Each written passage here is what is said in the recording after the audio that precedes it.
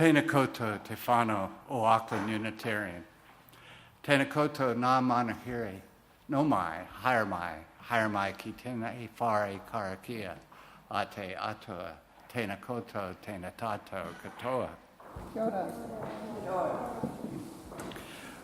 Welcome into this circle of community. Welcome into the space made sacred by Auckland Unitarians for 116 years. Be not tentative. Bring your whole self. Bring the joy that makes your heart sing. Bring your kindness and your compassion. Bring also your sorrow, your pain. Bring your brokenness and your disappointments. Spirit of love and mystery, help us to recognize the spark of the divine that resides within each of us. May we know the joy of wholeness. May we know the joy of being together. If you're a visitor, I'm not sure, I see one or two, we especially welcome you and hope that you will join us for the continuation of the service at morning tea. It is our sacrament of hospitality, and it won't be complete without you.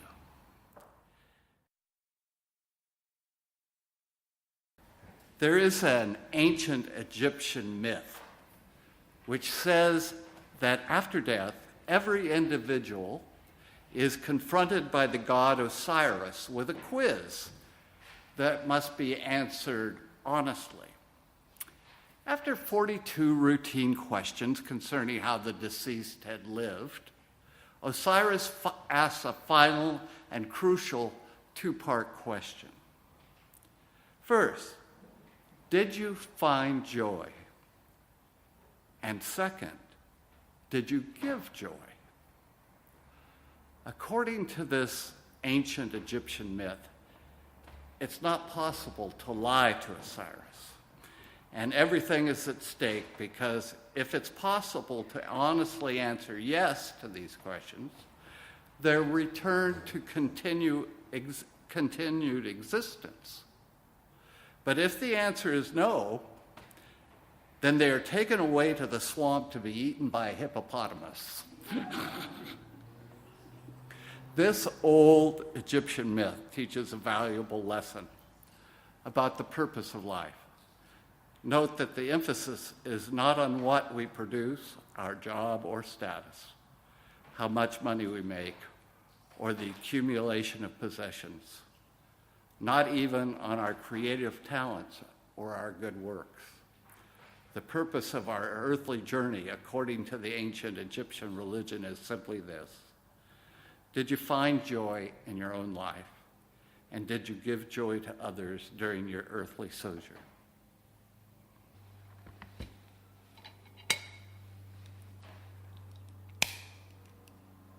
Out of the darkness, light. Out of the light, warmth. Out of the warmth, joy. Out of the joy, togetherness. May this flame hold us for the time we are here with one another.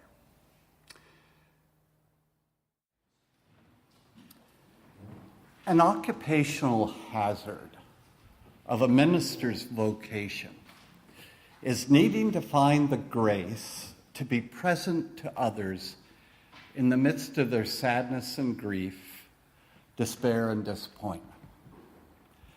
No one calls the minister to ask for a visit when, as Robert Browning wrote, God is in his heaven, all's right with the world. Now, I'm not complaining. There is no more sacred trust bestowed than to be invited into someone's life when they are feeling most vulnerable, most fragile, most mortal.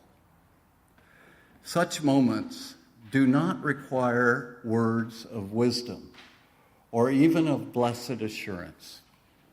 Words are optional, and if required at all, the fewer the better. If I'm talking, I'm not listening. What can block my fulfilling my purpose is denying I've been or am where they are. Being human, denial is a pretty attractive place to retreat. To avoid going there, I have to be brutally honest with myself if I'm going to remain present to those gripped by sorrow. Sometimes I even succeed. I was reminded of this last week when I asked the adult religious education group to watch a YouTube video entitled Being Mortal. It's about a doctor's quest for how to be more helpful to his terminally ill patients and to understand why doctors are so bad at it, including himself. The video is very moving and thought-provoking on many levels. But one thing I took away from it was while we make jokes about doctors being gods in our society, we forget they are just as mortal as we. Our jest is in truth a hope that, like the gods, they can save us from that which is beyond our control. They are tempted to accept divine elevation. They are trained to fix things, after all. They are not inclined to acknowledge that science and technology and their extensive training can't stave off death forever for their patients or for themselves. Every time one of their patients dies, their own mortality is thrust upon them. Better to try one more experimental drug or procedure to keep them alive, even if the odds of success are astronomical. If they win the lottery against the angel of death, they can continue to deny that with every tick of the clock, they are dying too. At this point, you would be understandably justified in asking, where's the ode to joy promised by the sermon's title? In answer, I point to the words often spoken at that time in the service when we share our joys and concerns. I light this candle as both a joy and a concern. Our concern is often a sorrow. Our sorrows, born of our mortality, my experience tells me, are the cup that holds our joy. Poets, mystics, and the animators of a Pixar film have had the same insight. One of America's poet laureates, Robert Frost, captured the idea in his poem, Nothing Gold Can Stay. He tells us that nature's first green is gold. Plants and trees each reveal different shades of green, even from the same leaf. The new leaf is different from the others for only a short time. It's softer, with a shine like gold. Nature's first green is gold. But the gold is the color of autumn. Gold is the color nature offers as its last color before the brown of death and winter. Nature's last color is gold. Yet Frost tells us paradoxically, nature's first green is gold, her hardest hue to hold. A hint of the end is at the cusp of birth. Here's the entire poem. Nature's first green is gold, her hardest hue to hold, her early leaf's a flower, but only so an hour. Then leaf subsides to leaf. So Eden sank to grief. So dawn goes down to day. Nothing gold can stay.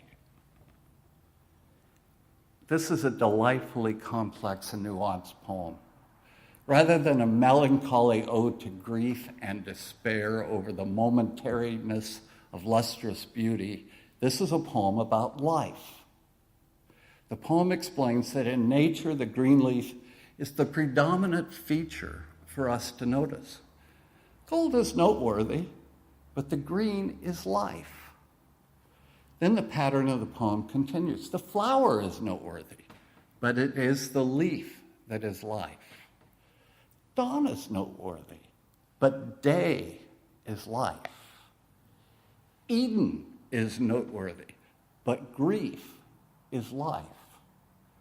Robert Frost equates grief with the common green leaf of day.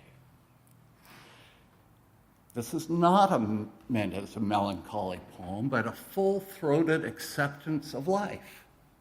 Grief is life. What an odd sentiment.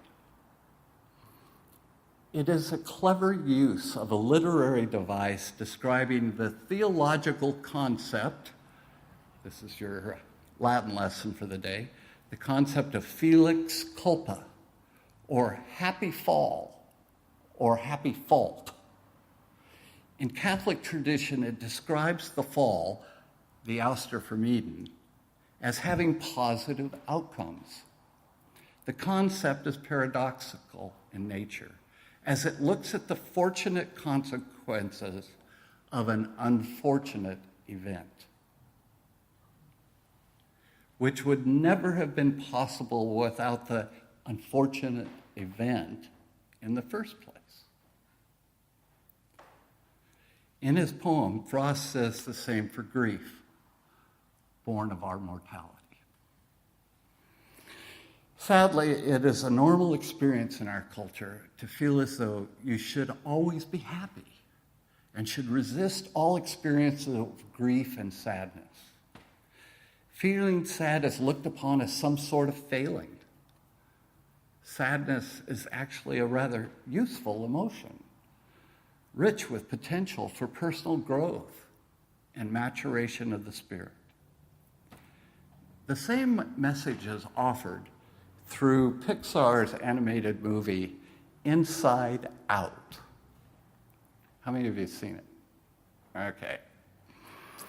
The movie opens with the line, do you ever look at someone and wonder what is going on inside their head? That is the introduction of joy. Joy is a personification of the emotion inside the protagonist's head. Her name's Riley. Soon after we meet Joy, something goes wrong. Baby Riley starts to cry, and we meet Joy's nemesis. Hi, I'm Sadness. Actually, she goes, hi, I'm Sadness. The movie imagines that these personified emotions work a console in our heads, pushing buttons, recalling memories, creating emotional landscapes. Joy and sadness are the two dominant emotions, with fear, disgust, and anger playing often. The tension between the joy and sadness is the heart of the movie. Joy believes that sadness is not a useful emotion. Fear keeps us safe. Disgust keeps us from being poisoned physically or socially by broccoli and things like that. And anger cares deeply about things being fair, not fair. Joy, the dominant emotion in Riley's head, does not see what sadness is for. Thus, the movie becomes an extended answer to the question, why is there sadness? That answer is one with which Rumi, a Sufi mystic, he offered this same answer in the 12th century. He too personified our emotions. He says being human is like being a guest house into which you invite your emotions like guests. Like an emotion party in your head. Rumi imagines all of these feelings as guests. We can welcome in. Guests that each have something to offer, Rumi says. Even if they are a crowd of sorrows who violently sweep your house empty of furniture, still treat each guest honorably. Rumi has a purpose in his embodiment of emotions that visit us. As visiting guests, there is no chance of them being confused with who we are. My guests are not my identity. I am not my anger or my sadness. I could say I'm not my fear. I have fear right now, but I am not my fear. I like that part. And in so doing, I can also see my emotions simply as facts.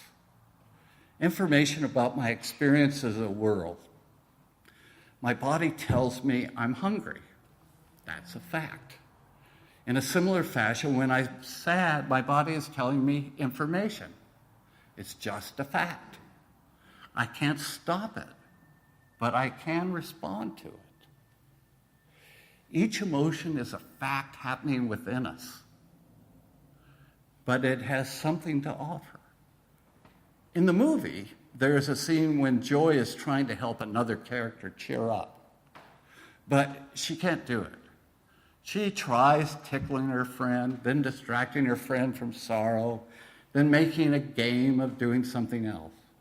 But then sadness sits down next to the friend and just says stuff like, "You must be really sad. That was really important to you." Joy, meanwhile, is trying to stop sadness from making their friend even sadder.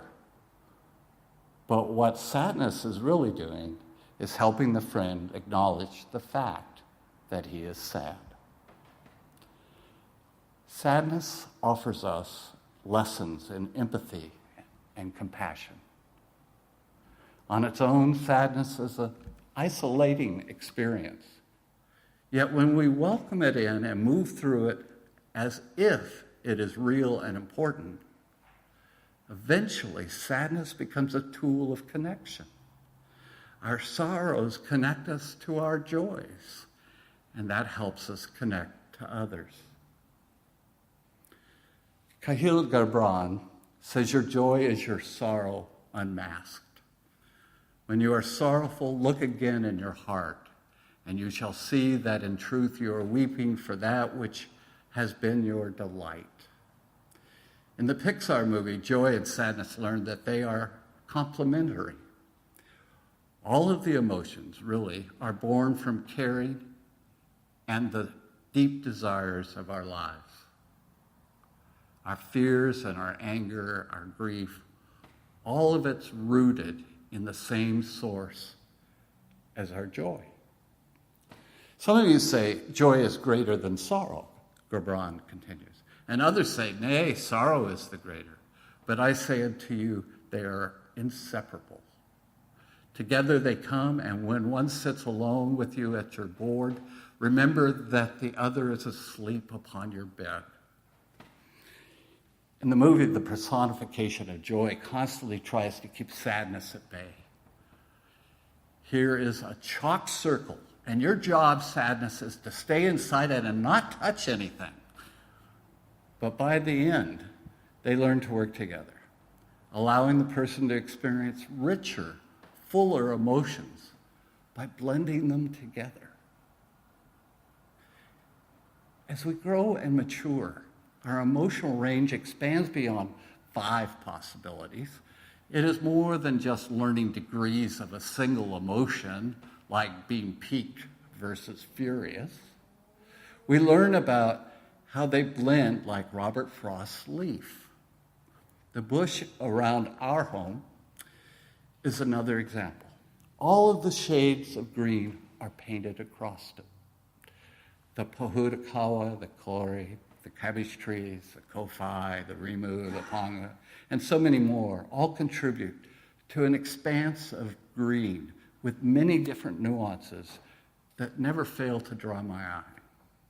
And even they are never the same for long, as they change with the direction of the sun's light throughout the day. So it is with us. When we welcome and embrace our emotional guests, prepared to honor and learn from them, our lives are enriched just by their presence. the more they make themselves at home, the more we become fully alive and connected to all that is around us. It is in our present being. It is in our being present to that sense of oneness. We discover we are an ode to joy. It is our reward for the occupational hazard of being mortally human. For your meditation, let us listen to see you. And I'd like you to meditate on how you are an ode to joy.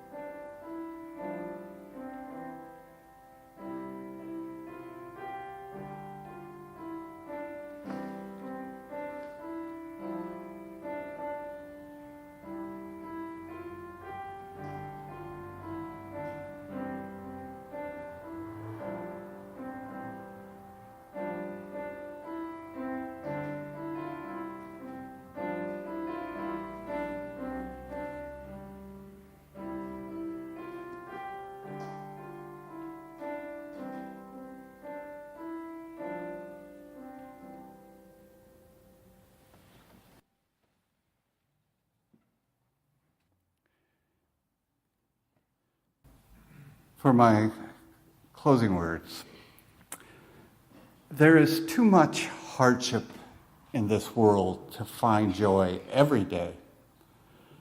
There is too much injustice in this world to not right the balance every day.